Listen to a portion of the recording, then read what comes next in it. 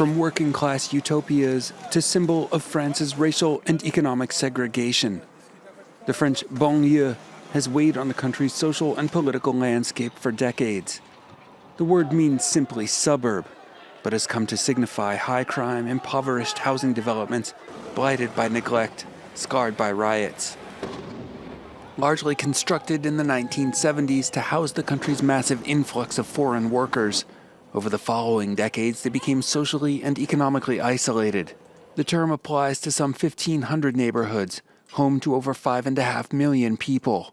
They're marked by widespread poverty, 40% of the banlieue living below the poverty line, compared with 16% for the rest of France. Unemployment is rampant. 25% of banlieue residents are jobless, compared to less than 9% for the country as a whole. Youth unemployment especially elevated at 45%, 20% above the national average. Public services and funding are scarce, with 4 times fewer daycare centers and 3 times fewer public facilities. The banlieues receive in general far less public funding than other areas.